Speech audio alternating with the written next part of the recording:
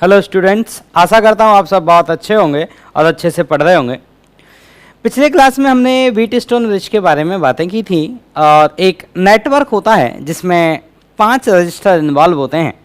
तो किन्हीं 2 पॉइंट के बीच में हम पावर सप्लाई कनेक्ट करते हैं या फिर किन्हीं 2 पॉइंट के बीच में हम आर इक्विवेलेंट निकालते हैं और इन 2 पॉइंट के अलावा जो बाकी 2 पॉइंट बच जाते हैं उनके बीच में एक एक्सटर्नल एक R5 रजिस्टर लगा होता है और वो R5 यूजलेस हो जाता है जब आपका ये सर्किट एक बैलेंस्ड व्हीटस्टोन ब्रिज होता है।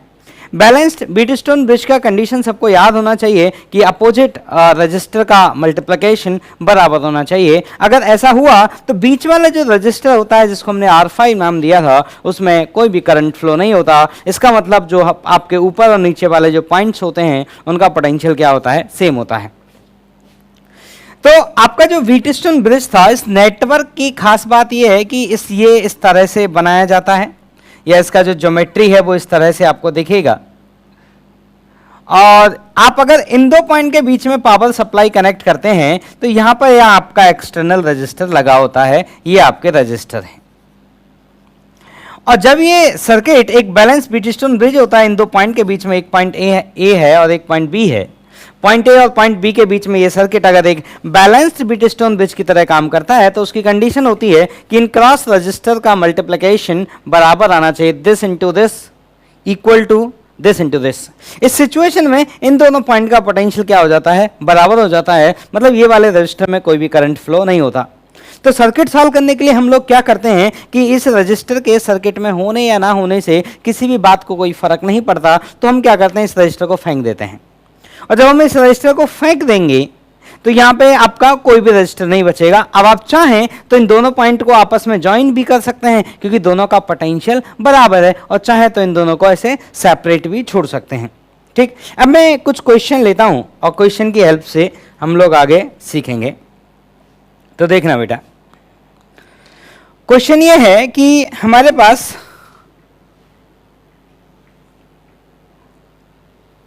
एक नेटवर्क है,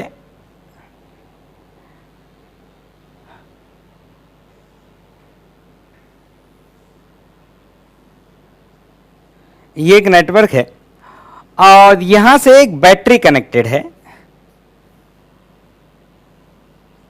ये मेरा एक सर्किट है जिसमें बैटरी है 60 वोल्ट का और बैटरी के बगल में लिखा गया 1 ओम। इसका मतलब क्या हुआ कि ये बैटरी एक आइडियल बैटरी नहीं है, ये एक रियल बैटरी है जिसका इंटरनल रेजिस्टेंस कितना है, 1 ओम।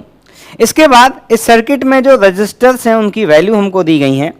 ये वाला जो रजिस्टर दिया गया है दैट इज 10 ओम, ये वाला रजिस्टर हमें दिया गया दैट इज 6 ओम, ये वाला रजिस्टर हमें दिया गया that is 5 ohm and that is 3 ओम, और जो बीच वाला रजिस्टर दिया गया है दिस इज 20 ओम, और एक रजिस्टर यहां पे दिया गया दैट इज 16 ओम। और हमसे पूछा है कि find out the equivalent resistance between this point and this point, पहला क्वेश्चन। और दूसरा क्वेश्चन हमसे current through the each resistor. तो पहला क्वेश्चन कौन है, अगर मैं इस पॉइंट का नाम ए और इस पॉइंट का नाम मैं बी दे दूं, बड़े ध्यान से सुनना।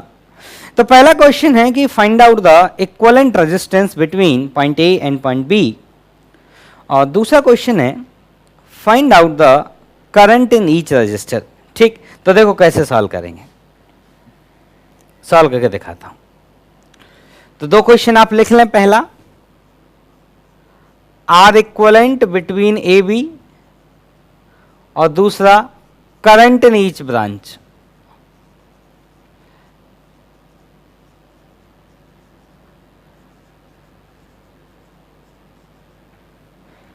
दूसरा है करंट इन ईच ब्रांच। ठीक, अब सुनना, अब इसमें जो ये वाला नेटवर्क जो है, ये वाला जो नेटवर्क है, ये वाला नेटवर्क, अगर आप इस नेटवर्क को ध्यान से देखो तो आप ये कह सकते हैं कि जो ये पूरा नेटवर्क है ये इन 2 पॉइंट के बीच में कनेक्टेड है। ये जो मेरी 2 फिंगर्स हैं इनको ध्यान से देखिए, इन 2 पॉइंट के बीच में ये नेटवर्क कनेक्टेड है। ये पूरा नेटवर्क, ये वाला नेटवर्क इन 2 पॉइंट के बीच में, और ये जो नेटवर्क है ये एक व्हीटस्टोन ब्रिज है और ये एक बैलेंस्ड व्हीटस्टोन ब्रिज है। कैसे, देखो 10 इंटू 3 30 होता है और 6 इंटू 5 30 होता है। मतलब जो ये बीच वाला रजिस्टर है ये हमारे कोई काम का नहीं है।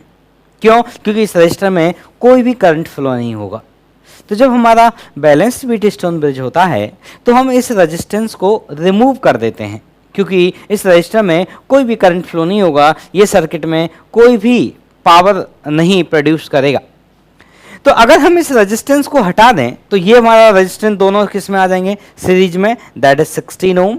ये दोनों किस में आ जाएंगे? सीरीज में, दैट इज 8 ओम। और ये वाला रेजिस्टर इन दोनों लाइन के किस में हो जाएगा? पैरेलल में, क्योंकि इन दो पॉइंट के बीच में ये नेटवर्क भी कनेक्टेड है और इन दो पॉइंट के बीच में ये 16 ओम भी कनेक्टेड है।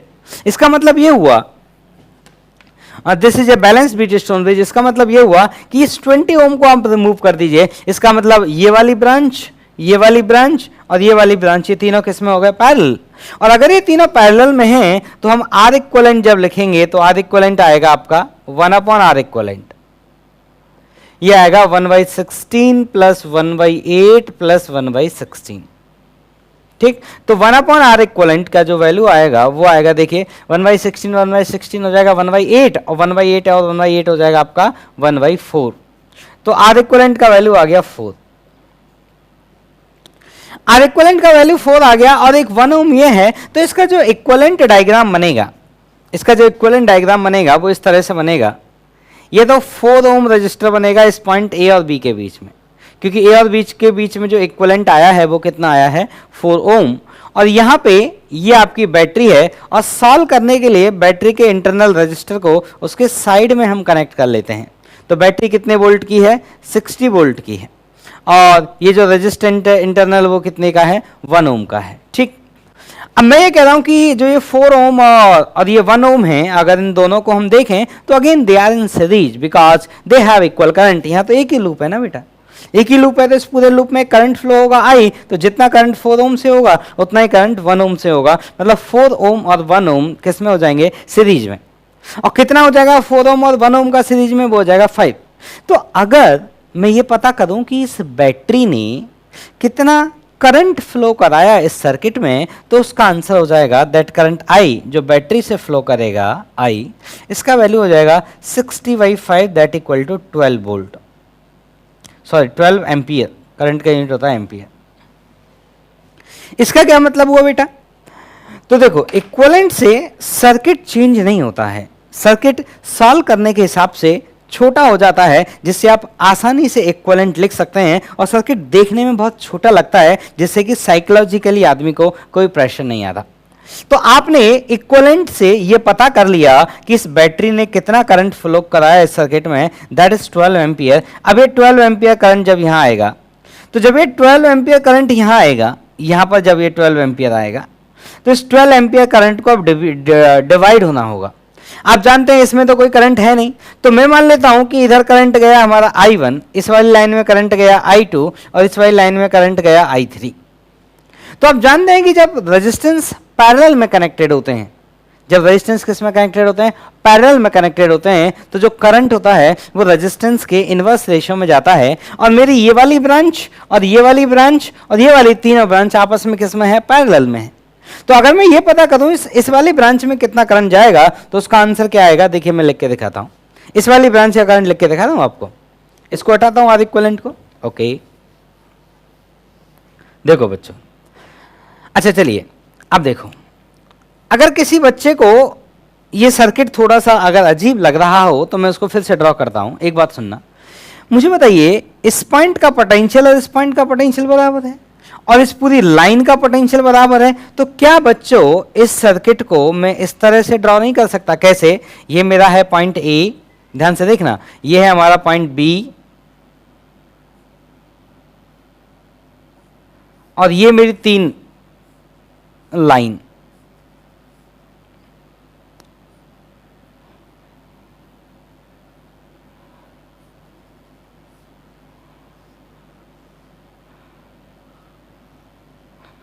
और एक नीचे ये, और इस ए और बी के बीच में ये है हमारी बैटरी। तो मैं कह रहा हूं कि जब ये करंट यहां जाएगा, यहां से जो करंट आया है 12 एम्पियर, अब देखो मैं ऐसा क्यों बना सकता हूं, उसका मैं कारण समझाता हूं। क्योंकि इस पॉइंट का जो पोटेंशियल है ना बेटा, उतना ही इन सभी पॉइंट का पोटेंशियल है, और जिनका पोटेंशियल सेम है उनको मैं ज्वाइन कर सकता हूं, क्योंकि उनका पोटेंशियल सेम है। तो इस वायर को आप यहां की जगह यहां अज्यूम कर सकते हैं, कोई दिक्कत नहीं है। वही कहानी इस पॉइंट के लिए, इन सभी पॉइंट का पोटेंशियल बराबर है, इन सभी पॉइंट्स का पोटेंशियल बराबर है। तो इस वाले पॉइंट को आप यहां अज्यूम करो, यहां अज्यूम करो, यहां अज्यूम करो। यहां अज्यूम करने से मुझे फायदा क्या हुआ, मुझे एक बढ़िया नेटवर्क दिख गया। ये नेटवर्क हमारा काफी फेमिलियर नेटवर्क है, 10th क्लास से इस तरह का नेटवर्क देखने की हमको आदत है। तो ये दिखते ही अपना दिमाग थोड़ा रिलैक्स फील करता है। तो इस तरह का सर्किट मैंने इसलिए ड्रॉ कर दिया। अब मुझे बताओ, इस वाली ब्रांच में जाने वाले करंट को मैंने क्या नाम दिया, I1। इस वाली ब्रांच में जाने वाले करंट को मैंने क्या नाम दिया है, I2। और इस वाली ब्रांच में जाने वाले करंट को मैंने क्या नाम दिया, I3। अब मैं लिखना चाहता हूं I1 का वैल्यू क्या आएगा। तो देखिए सर्किट को मैं हटा रहा हूं यहां से, आप देख लें।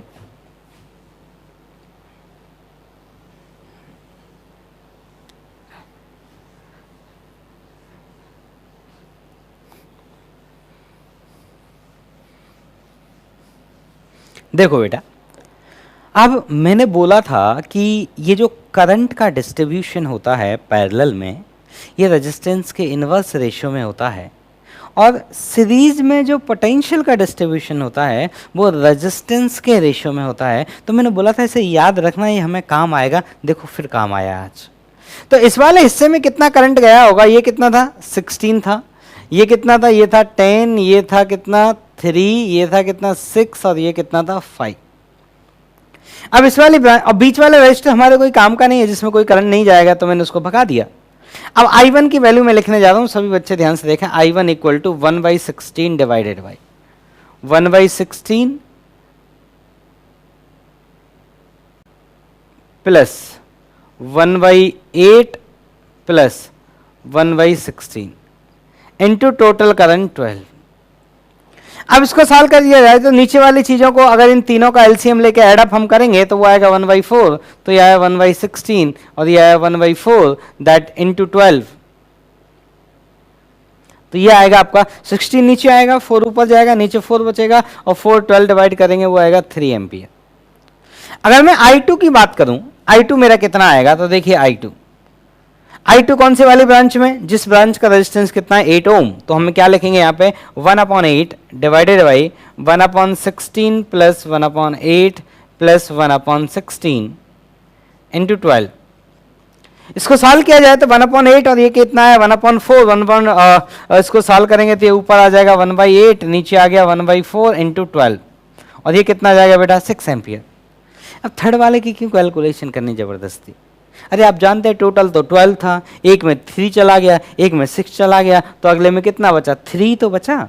तो I3 का जो वैल्यू आएगा आप उसको सीधे लिख सकते हैं, दैट इज 3 एम्पियर। और चाहे तो आप कैलकुलेट कर लें इसी तरह से, वो 3 एम्पियर ही आएगा, उसको आना ही है। ठीक, तो लिखिए इस सवाल को। तो इस सवाल में ये हमने देखा कि किस तरह से जब बैलेंस व्हीटस्टोन ब्रिज होगा तो उस बीच वाले रजिस्टर को फेंक देंगे। तो आप बोलेंगे कि सर देखो फर्क तो कुछ नहीं पड़ा, जैसे सर्किट पहले सॉल्व किए जाते थे वैसे ही अब सॉल्व हो रहे हैं। हाँ, बैलेंस्ड व्हीटस्टोन ब्रिज से हमें यह पता चल गया कि जो रजिस्टर जिसमें कोई करंट फ्लो नहीं हो रहा उसको हम क्या कर सकते हैं, रिमूव कर सकते हैं सर्किट सॉल्व करने के लिए। तो बिल्कुल सही बात है, बाकी पूरी कहानी एज इट इज वैसी है जैसी पहले थी। ठीक, और देखिए और क्वेश्चन बताते हैं आपके लिए। नेक्स्ट क्वेश्चन है, नेक्स्ट क्वेश्चन देखिएगा बेटा, एक सेकेंड, ओके ठीक। नेक्स्ट क्वेश्चन देखना, एग्जाम्पल देखिएगा। तो कहानी यह है कि एक रजिस्टर, 2 रजिस्टर और 3 रजिस्टर, और एक रजिस्टर आपका यहां से लेके यहां तक कनेक्टेड है और एक रजिस्टर आपका यहां से लेके यहां तक कनेक्टेड है।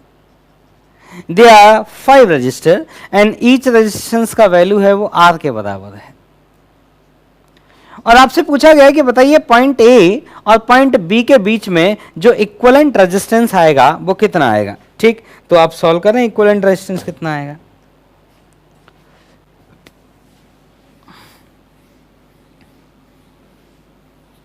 सभी बच्चे ट्राई करो। देखो मैं एक हिंट देता हूं आपको, इसमें बैलेंस्ड व्हीटस्टोन ब्रिज है, अब आप ढूंढ लो कैसे है। और मैंने आपसे ए और बी के बीच में इक्विवेलेंट पूछा है। ए और बी के बीच में इक्विवेलेंट का मतलब है कि अगर मैं बैटरी करूंगा, कनेक्ट करूंगा, तो मैं ए और बी के बीच में कनेक्ट करूंगा और फिर सर्किट में करंट फ्लो होगा। तो R equivalent between A and B, तो कैसे सॉल्व करेंगे, देखो मैं समझाता। देखो बेटा, मैंने आपको बोला था कि जिन पॉइंट का पोटेंशियल सेम होगा उनका सेम नाम लिखा जाएगा, और अगर पोटेंशियल सेम नहीं है तो एक अनदर नाम भी इंट्रोड्यूस किए जाएंगे। इस पॉइंट का नाम है ए, और इसके बराबर किसी का पोटेंशियल नहीं है, इसका नाम है बी, इसके बराबर भी किसी का पोटेंशियल नहीं है। तो इसका मैंने एक अनदर नाम मान लिया सी, और इसका एक मैंने अनदर नाम मान लिया डी, क्योंकि इसका भी किसी के बराबर नहीं है, इसका भी किसी के बराबर नहीं है। अब आप बोलेंगे सर ये हमें कैसा पता चलेगा कि हमें यह मानना है, तो देखो मेरी एक बात सुनो। जब भी इस तरह से आपको सर्किट दिया जाए और आर इक्विवेलेंट पूछा जाएगा, तो आप ये उम्मीद करना हमेशा कि हो सकता है इसमें व्हीटस्टोन ब्रिज छुपा हुआ है जो मुझे डायरेक्टली नहीं दिख पा रहा है। तो ऐसी सिचुएशन में आप सर्किट रीड्रॉ करें और इस उम्मीद से सर्किट रीड्रॉ करें कि उसमें बैलेंस व्हीटस्टोन ब्रिज मिलने वाला है, इस उम्मीद से करें। हो सकता है नहीं मिले, लेकिन इस उम्मीद से आप प्रोसीड करेंगे।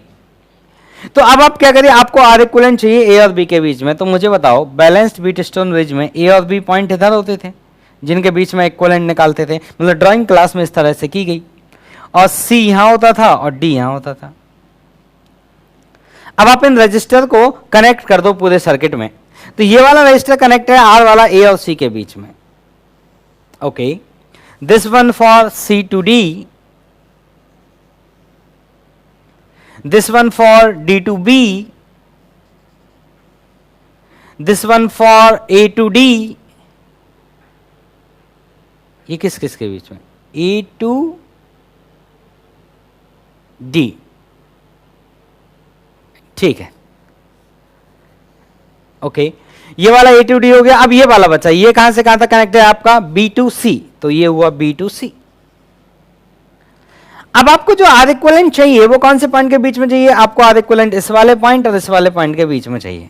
मैं थोड़ा सा बड़ा इसलिए दिखाता हूं, जैसे यहाँ पे वायर हमने कनेक्ट किया, आप ऐसे इमेजिन करें यहाँ पे ऐसे वायर हमने लगाया, तो थोड़ी सी मैं लाइन बनाता हूँ साइड में हमेशा, कि आप उसे जो वायर की तरह फील करें। अब आप देखिए, इन दो पॉइंट के बीच में आपको आर इक्विवेलेंट निकालना है, इन दो पॉइंट के बीच में आप बैटरी कनेक्ट करेंगे तो इस सर्किट में कितना करंट फ्लो हो जाएगा, तो अगर पोटेंशियल डिफरेंस V है तो इस सर्किट में करंट फ्लो होगा V upon that R equivalent. हमसे तो आर इक्विवेलेंट बस उन्होंने पूछा है, तो देखो दिस इंटू दिस के बराबर है, तो अगर अपोजिट रजिस्टर्स का मल्टीप्लिकेशन बराबर होता है तो ये बीच वाला रजिस्टर हमें कोई काम का नहीं होता, तो आप इसे रिमूव कर दीजिए। तो अगर मैं इस रजिस्टर को रिमूव कर दूंगा तो ये दोनों किस में बचेंगे, सीरीज में, ये दोनों किस में बचेंगे, सीरीज में, और अगेन वो किस में हो जाएंगे, पैरेलल में। आर और आर सीरीज में हो जाएगा 2R, आर और आर सीरीज में हो जाएगा 2R, और 2R पैरेलल में फिर से क्या हो जाएगा, R। तो पहले देखो ऐसे इसको रिमूव कर दो, मैं स्टेप बाय स्टेप बना देता हूं।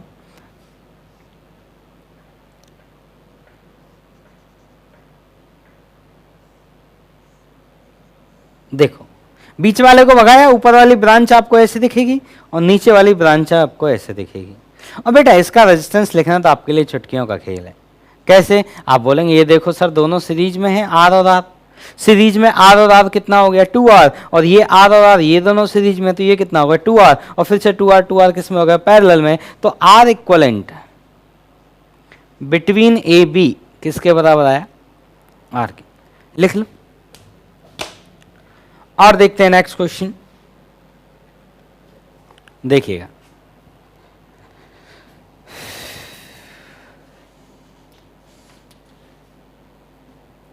ठीक, तो नेक्स्ट क्वेश्चन ये है कि एक बैटरी लगी हुई है और एक आपका रजिस्टर है, और यह एक नेटवर्क आपको दिया गया है, रजिस्टर्स का एक नेटवर्क है, और यहां पे भी एक अनदर रेजिस्टेंस लगा है, अननोन रेजिस्टेंस आर है। ये 5 ओम है, ये 20 ओम है, ये आपका 10 ओम है, और ये है आपका आर, और ये है आपका पॉइंट सी, और इसका नाम है point D. This is some battery, this is unknown resistance R1, this is some unknown resistance R2। अब क्वेश्चन में बोला है कि बताइए इस रेजिस्टेंस R का वैल्यू क्या होना चाहिए, उन्होंने बोला है कि बताइए इस रेजिस्टेंस R का वैल्यू क्या होना चाहिए कि जो C2D वाली रेजिस्टेंस है इसमें करंट 0 आए। तो मैं यहां पे ऐसे I डिनोट कर देता हूं I, और मैं आपसे पूछता हूं कि R फाइंड करिए सच दैट I इज 0। अब एक बात बताओ, करंट 0 कब होगा? जब बैलेंस्ड बीट स्टोन ब्रिज होगा। अब बैलेंस बीट स्टोन ब्रिज की कंडीशन क्या होगी? दिस इंटू दिस के बराबर होना चाहिए। अब दिस इंटू दिस कितना आएगा? 5R, और दिस इंटू दिस कितना आएगा? 200। इसका मतलब 200 बराबर होना चाहिए 5R के। तो यहां से R सॉल्व करके निकालो, कितना आ रहा है बेटा यहां से? यार यहां से R आ रहा है 40। तो R का जो वैल्यू आया वो आया आपका 40 ओम। लिख लो।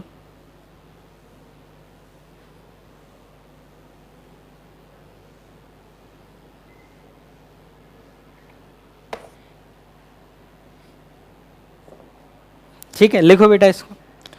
अब देखो हम लोग आगे चलते हैं, और अब आगे हमें पढ़ने होंगे सिमेट्रिकल सर्किट्स। आगे हमें कौन से पढ़ने होंगे बेटा? Symmetrical circuits. अब देखिएगा ध्यान से, सिमेट्रिकल सर्किट।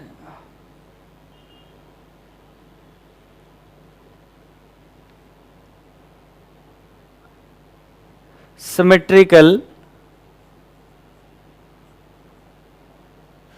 सर्किट्स। तो सिमेट्रिकल सर्किट्स की अगर हम बात करें तो सिमेट्रिकल सर्किट में हम दो तरह की एनालॉजी यूज करते हैं। मतलब सिर्फ वही दो एनालॉजी नहीं है, दो एनालॉजी से काफी हद तक लगभग 50-60% क्वेश्चन उससे हो जाते हैं। बाकी हर क्वेश्चन में एक अलग तरह की सिमेट्री होती है और हमें उसको एक अलग ढंग से अप्रोच करना पड़ता है। तो पहले इन लोगों को सीख लेते हैं जिससे एटलीस्ट 50-60% कवर हो जाए। तो इसको हम बोलते हैं, एक बहुत तरह की सिमेट्री होती है सर्किट में, बहुत तरह की। मतलब अगर मैं करंट इलेक्ट्रिकल सर्किट का सिमेट्रिकल इलेक्ट्रिकल सर्किट भी पढ़ाने लगूं तो 8-10 दिन लगभग ये पढ़ाया जा सकता है। इतनी तरह की सिमेट्री एग्जिस्ट करती है, लेकिन हमें हर सिमेट्री से मतलब नहीं, ठीक है ना। हमें कुछ कुछ थोड़ा बहुत एक सिमेट्री का बेसिक आइडिया होना चाहिए, लेकिन जब आप इंजीनियरिंग में जाएंगे तब आप पढ़ेंगे, आपको सारी तरह की सिमेट्री पढ़ाई जाएंगी अगर आपने इलेक्ट्रिकल ब्रांच लेकर पढ़ा तो, ठीक है। तो सिमेट्रिकल सर्किट्स में मैं आपको कुछ एग्जांपल देता हूं। सबसे आसान एग्जांपल जो होता है, सबसे आसान एग्जांपल है कि मान लीजिए, सबसे आसान एग्जांपल लेता हूं। अच्छा पहले मैं आपको, अच्छा इन्हीं की हेल्प से मैं साइड में सिमेट्री एक्सप्लेन कर दूंगा।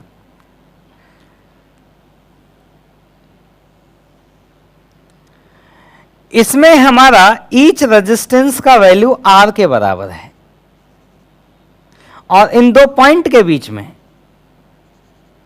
इन दो पॉइंट, इस पॉइंट का नाम A दे देते हैं, इस पॉइंट का नाम B दे देते हैं, और पॉइंट A और पॉइंट B के बीच में हमसे R इक्विवेलेंट पूछा जाता है, और इसमें ईच रेजिस्टेंस का वैल्यू R है। ये एक सिमेट्रिकल सर्किट है। अब देखो कैसे इसको सॉल्व करते हैं। तो देखो दो तरह की सिमेट्री होती है, एक होती है करंट सिमेट्री, या फिर मैं इस तरह से इनका नाम रखता हूं, एक होती है करंट सिमेट्री और दूसरी होती है वोल्टेज सिमेट्री। करंट सिमेट्री होती है और दूसरी क्या होती है? Voltage symmetry. अब करंट सिमेट्री का हम पता कैसे करते हैं कि सर्किट में करंट सिमेट्री है या नहीं? तो आप क्या करिए, जिन दो पॉइंट के बीच में R इक्विवेलेंट निकालना है आपको, पहले उन दोनों पॉइंट को ज्वाइन करने वाली एक लाइन कंसीडर करिए। तो सबसे पहले क्या करना है? कंसीडर ए लाइन। पहला स्टेप जो है इसमें, consider a line joining A and B। पहले आपको एक लाइन कंसीडर करनी है जो A और B को ज्वाइन करती है। अब आपको क्या करना है? अब आपको एक प्लेन कंसीडर करना है। Consider a plane perpendicular to AB। मतलब जो आपकी AB लाइन है वो उस प्लेन का नॉर्मल होनी चाहिए। जो आपकी लाइन है AB वो उस प्लेन का क्या होनी चाहिए बेटा? नॉर्मल। और अगर आपका सर्किट इस प्लेन में मिरर इमेज हुआ, अगर आपका सर्किट इस प्लेन में मिरर इमेज हुआ, इसका मतलब this circuit have a current symmetry. तो इसमें आप क्या करेंगे, this circuit, if this circuit has a mirror image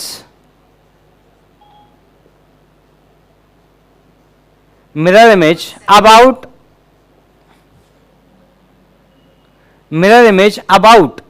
this mirror, then this circuit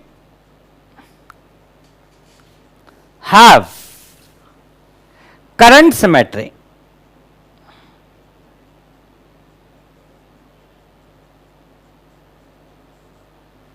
ठीक, तो आपने क्या किया, पहले एक लाइन कंसीडर किया, लाइन के परपेंडिकुलर एक प्लेन कंसीडर किया, उस प्लेन में सर्किट मिरर इमेज होना चाहिए, और ऐसा अगर है इसका मतलब ये सर्किट में करंट सिमेट्री एग्जिस्ट करती है, ये सर्किट करंट सिमेट्री रखता है। अगर सर्किट में करंट सिमेट्री है तो उससे हमें एडवांटेज क्या मिलेगा, तो हमें एडवांटेज ये मिलेगा जो रजिस्टर उस प्लेन में होंगे उनको हम क्या कर सकते हैं, रिमूव कर सकते हैं। तो फोर्थ पॉइंट सबसे इंपॉर्टेंट पॉइंट है, we can remove the resistor, we can remove, जैसे कि हमने व्हीटस्टोन ब्रिज में रजिस्टर को रिमूव किया था, सिमिलर उसी फैशन हम समझेंगे उसको फेंक दिया वहां से, वो वहां है ही नहीं। We can remove the registers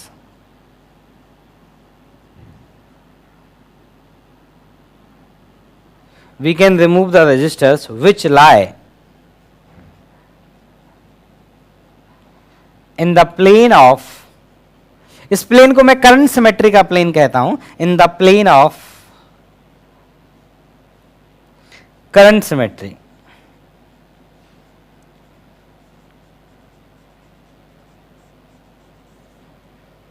in the plane of current symmetry. ठीक, एक होती है वोल्टेज सिमेट्री, तो ये मैंने करंट सिमेट्री के बारे में स्टेटमेंट लिखा। दूसरी होती है वोल्टेज सिमेट्री। तो वोल्टेज सिमेट्री में क्या करते हैं, अच्छा पहले इस क्वेश्चन को मैं आपको करंट सिमेट्री से सॉल्व करके दिखाता हूं, फिर इसी क्वेश्चन को मैं आपको वोल्टेज सिमेट्री से भी सॉल्व करके दिखाऊंगा, सेम क्वेश्चन। और इन क्वेश्चन का एक मेरा हैंड रिटन किया हुआ पीडीएफ है, वो मैं आप लोगों को भेज दूंगा, वहां पे भी आप इनको देखेंगे दोनों तरह से। तो अब मैं पहले आपके सामने यहां सॉल्व करके दिखाता हूं। तो मैंने क्या बोला, एक प्लेन, पहले लाइन कंसीडर करिए, मान लो लाइन इमेजिन कर लिया, उसका परपेंडिकुलर एक प्लेन इमेजिन करिए, तो ये वाला प्लेन इस लाइन के परपेंडिकुलर है। क्या आपका सर्किट इस प्लेन में मिरर इमेज है? हाँ है, देखो जैसे रजिस्टर इधर है वैसे ही रजिस्टर इधर है, एकदम आइडेंटिकल। तो मैंने बोला कि जो रजिस्टर इस करंट सिमेट्री के प्लेन में एग्जिस्ट करते हैं, we can remove those resistors. तो ये वाला रजिस्टर और ये वाला रजिस्टर इस करंट सिमेट्री के प्लेन में लाई करते हैं, तो इनको भगा दो। तो जब इन दोनों रजिस्टर को हम रिमूव कर देंगे तो हमारा जो सर्किट बनेगा आफ्टर करंट सिमेट्री, जो हमारा सर्किट बनेगा वो सर्किट कुछ इस तरह से बनेगा।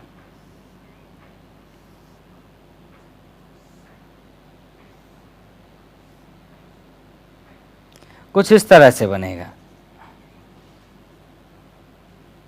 थोड़ा अच्छा डायग्राम बनाते हैं।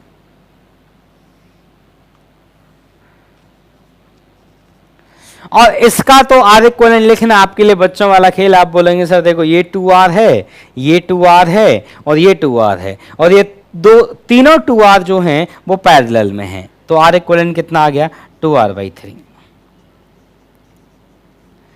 इसी क्वेश्चन को मैं आपको व्हीटस्टोन ब्रिज से भी सॉल्व करके, सॉरी वोल्टेज सिमेट्री से भी सॉल्व करके दिखाता हूं, जिससे आपको दोनों चीज का अंदाजा लगे। तो मैं इस साइड में इसको लिखो आप तब तक।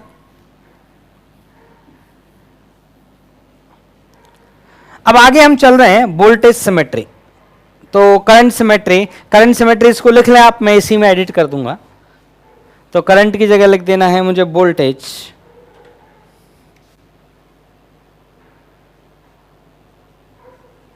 ये करना है consider a plane containing line A B.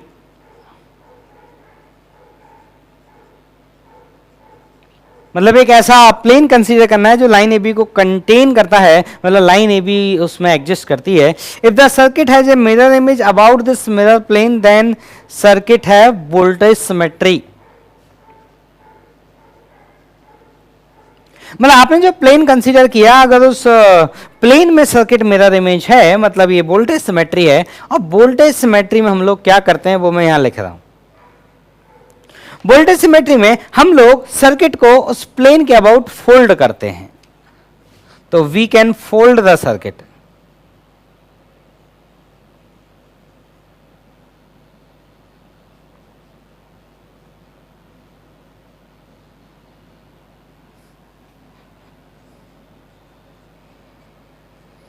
अब किस तरह से फोल्ड करेंगे वो मैं आपको एग्जांपल की हेल्प से समझाता हूं। तो इसी क्वेश्चन को मैं आपको वोल्टेज सिमेट्री से सॉल्व करके दिखाता हूं, इसी क्वेश्चन को, ठीक है। तो देखिएगा, तो ये आपका सर्किट है, एक रजिस्टर यहां है, एक रजिस्टर यहां, एक रजिस्टर यहां पर है, एक रजिस्टर यहां पर है, और एक ये लाइन है और एक ये लाइन है। ये सर्किट है और इन दो पॉइंट के बीच में हमें आर इक्विवेलेंट चाहिए, ए एंड बी। अब मैं कह रहा हूं कि ए बी को जो ज्वाइन करने वाली लाइन है, ए बी को ज्वाइन करने वाली लाइन ऐसे सीधा इमेजिन करिए, उनको बोलो, कोई ये मत बोलना सर मैं पॉइंट वायर को ऐसे लटका हुआ मान लूं। अरे नहीं यार, ऐसे एकदम सीधा सीधा, मतलब जितना सिंपल ज्योमेट्री रख पाए उतना कोशिश करें, ऐसे सीधा। अब कोई बोले सर मैंने ऐसे कर दिए और ये मेरी लाइन हो गई, तो ऐसा नहीं करना है। मतलब एकदम सिंपल ज्योमेट्री रखिए, उसको जबरदस्ती कॉम्प्लिकेट ना करिए। पहले ही हमें सर्किट सॉल्व करना है, तो आप क्यों जबरदस्ती टेंशन पैदा करो। तो ऐसे सीधी लाइन मान ली, चलो ठीक है सर। अब ये मैंने एक प्लेन कंसीडर किया, ये मैंने एक प्लेन कंसीडर किया, ये मेरा एक प्लेन, और इस प्लेन के अबाउट ये सर्किट मिरर इमेज होना चाहिए। तो ये मेरा एक प्लेन हो गया, ये मेरा एक प्लेन हो गया, ये वाला प्लेन। और इस प्लेन में ये सर्किट कैसा होना चाहिए, मिरर इमेज होना चाहिए। तो मेरा सर्किट मिरर इमेज है। अगर मेरा सर्किट मिरर इमेज है तो मुझे बताइए इस पॉइंट की इमेज कौन बनी, ये वाली।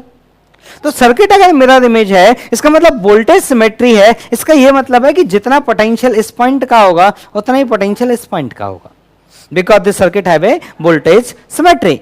तो आप क्या कर सकते हैं, इस सर्किट को फोल्ड कर सकते हैं। किसके अबाउट, इस लाइन के अबाउट। देखो इस लाइन के अबाउट ऐसे मिरर इमेज है, मतलब आपका प्लेन इस लाइन से जाता है ना, तो आप इसको क्या करिए, फोल्ड करिए। तो जब आप इसको फोल्ड करेंगे, सुनना, जब आप इसको फोल्ड करेंगे तो ये वाला जो पॉइंट है वो इस वाले पॉइंट से आके ज्वाइन हो जाएगा, और जब ये वाला पॉइंट इस वाले पॉइंट से आके ज्वाइन हो जाएगा तो ये दोनों पैरेलल में आ जाएंगे, ये दोनों पैरेलल में आ जाएंगे, और ये दोनों पैरेलल में आ जाएंगे। तो फोल्ड करने के बाद जो आपको डायग्राम दिखेगा, फोल्ड करने के बाद आपको डायग्राम इस तरह से दिखेगा। ये बनेगा कितना, 2r, सॉरी पैरेलल में r/2, sorry r/2, r/2, r/2, और ये है r और ये है r, और इन दो पॉइंट के बीच में r इक्विवेलेंट चाहिए। अब मैं कह रहा हूं, अब आप ऐसा करिए, व्हीटस्टोन ब्रिज देखिए, इसमें आपको व्हीटस्टोन ब्रिज दिखाई देगा। कैसे, देखो r into r/2, r into r/2 के बराबर है, तो ये बीच वाला रजिस्टर कोई काम का नहीं है। और अगर बीच वाला रजिस्टर कोई काम का नहीं है तो उसको आप रिमूव कर दीजिए। तो देखिए रिमूव करके दिखाता हूं।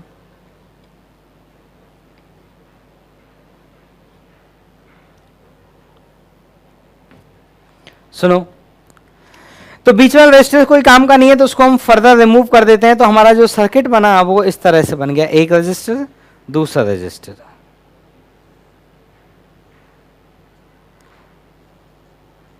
ये हुआ r/2 और ये हो गया r/2, और ये हो गया r और ये हो गया r। r और r सीरीज में हो जाएगा 2r, और ये दोनों सीरीज में हो जाएगा कितना, r, और 2r और r ये दोनों हो जाएंगे पैरेलल में। तो 2r और r अगर पैरेलल में हो गए तो उनका r इक्विवेलेंट निकाल के देखो आप, r equivalent between that A B, ये आएगा r into 2r upon r plus 2r। तो ये हो जाएगा आपके पास 2r/3। तो देखो, जब मैंने आपको करंट सिमेट्री से सोल्व करके बताया था तो भी आंसर 2r/3 आया, और जब मैंने इसको वोल्टेज सिमेट्री से सॉल्व किया तो भी मेरा आंसर 2r/3 आया। तो देखिए, आप किसी भी अप्रोच से सॉल्व करिए, मैटर नहीं करता, किसी भी अप्रोच से करिए, आंसर हमेशा वही आएगा जो आंसर आना चाहिए। हाँ, तो देखो बेटा, एक सर्किट और देखते हैं, ठीक है। अब सुनना, इस बार मैंने स्क्वायर लिया, अगले बार मैं आपको क्यूब नहीं सॉरी हेक्सागन लेके दिखाता हूं।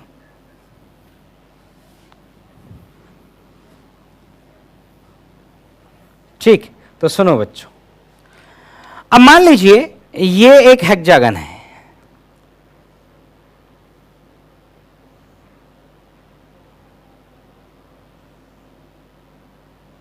ये एक हेक्सागन है और इसमें बहुत सारे रजिस्टर लगे हुए हैं और ईच ब्रांच में एक रजिस्टर लगा है जिसकी वैल्यू R के बराबर है।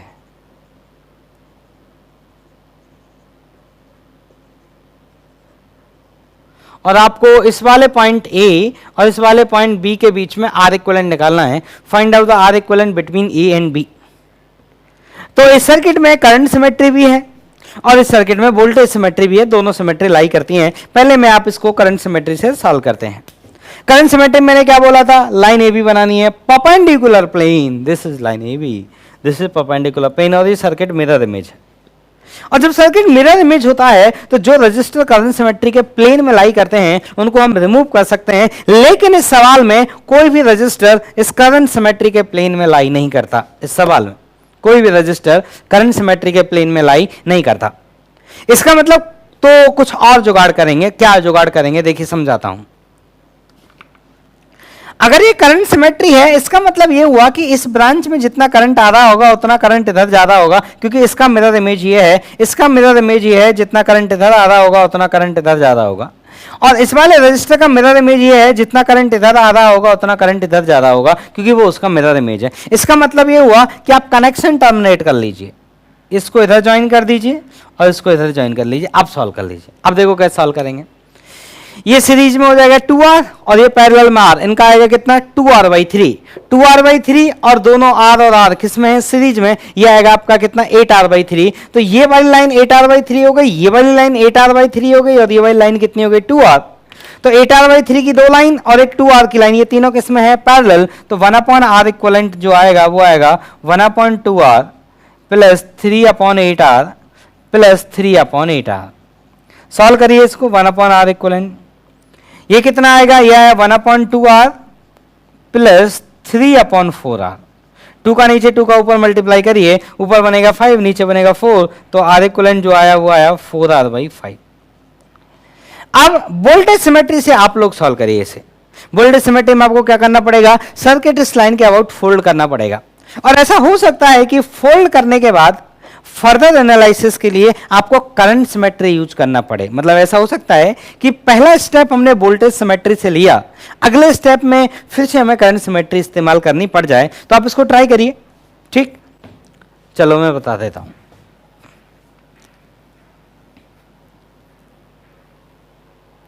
देखो सुनो, वोल्टेज सिमेट्री सर्किट में लाई करेगी तो हम क्या करेंगे, इस सर्किट को फोल्ड करेंगे। अब सोचो जब इसको मैं फोल्ड करूंगा ऐसे, ये वाला प्लेन मिरर इमेज फोल्ड करेंगे, ये यहां पर आकर गिरेगा, ये यहां पर आकर गिरेगा। तो ये दोनों पैरेलल जाएंगे, ये दोनों पैरेलल जाएंगे, ये दोनों पैरेलल जाएंगे, ये दोनों पैरेलल जाएंगे, ये दोनों पैरेलल जाएंगे, बस ये R बचेंगे, बाकी सब पैरेलल हो जाएंगे। तो कैसे डायग्राम बन जाएगा आफ्टर फोल्ड। फोल्ड के बाद का डायग्राम बना रहा हूं मैं, देख लो।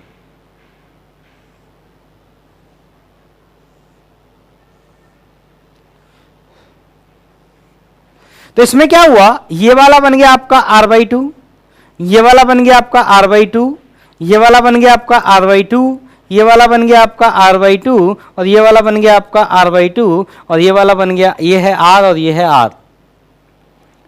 अब ये वाला पॉइंट और ये वाला पॉइंट है। अब सुनो मेरी बात, अब इस सर्किट को फर्दर मुझे रिड्यूस करने के लिए फिर से मुझे कुछ सोचना पड़ेगा, क्योंकि ये बहुत सिंपल सर्किट बन के नहीं आया, लेकिन ये एक सिमेट्रिकल सर्किट है। इसमें मैं फिर से करंट सिमेट्री का एनालॉजी लगा सकता हूं। वोल्टेज सिमेट्री तो अब इसमें नहीं बची, लेकिन आप सोचिए मैंने ये प्लेन अगर कंसीडर किया तो इस प्लेन के अबाउट ये सर्किट मिरर इमेज है। इसका मतलब जितना ब्रांच इस करंट में इधर ज्यादा होगा उतना इधर आधा होगा, और जितना इधर ज्यादा होगा उतना इधर ज्यादा होगा। इसका मतलब इस कनेक्शन को यहां से टर्मिनेट किया जा सकता है। तो इस कनेक्शन को जब मैं टर्मिनेट करूंगा तो कैसा डायग्राम बनेगा, ये R है, ये R है। इधर देखिएगा, ये R/2, ये R/2 और ये R/2। ठीक है यहां तक। और ये वाले कनेक्शन को मैं यहां से टर्मिनेट करने को बोला तो इसको यहां से ऐसे टर्मिनेट कर दीजिए। This is R/2 and this is R/2, this is also R/2, this is also R/2, this is R and this is R। Now you can solve. कैसे, देखो देखा था, ये R/2 मिलके क्या बनेगा, R बनेगा। R और R/2 ये दोनों किसमें है आपका, R और R/2 ये है दोनों आपका पैरेलल में। आर और आर बाई टू का पैरेलल में कितना आएगा, तो देखिए R into R by two upon R plus R by two, यह आया आपका आर बाई थ्री। मतलब इनका ये आर बाई थ्री आएगा और आर बाई थ्री आर के साथ किस में है, सीरीज में, वो हो जाएगा 4r बाई थ्री, और 4r बाई थ्री 2r के साथ पैरेलल में है, तो 1 upon 2r plus 3 upon 4r that is 1 upon r equivalent. इसमें 2 का मल्टीप्लाई करिए, 2 का मल्टीप्लाई करिए, आया 5 by 4r that equal to 1 upon r equivalent. तो r इक्वलेंट का जो वैल्यू आया वो आया 4r बाई 5। तो देखो आप किसी भी तरीके से सॉल्व करिए, आंसर हमेशा सेम आएगा। जो दिमाग में आइडिया आपके क्लिक करेगा उस आइडिया से आप आगे प्रोसीड करें। ठीक, तो इस सब का मेरे पास एक पीडीएफ है, वो भी मैं आप लोग को शेयर करूंगा। ठीक है बच्चों, तो पढ़िए, फिर आपसे मिलते हैं नेक्स्ट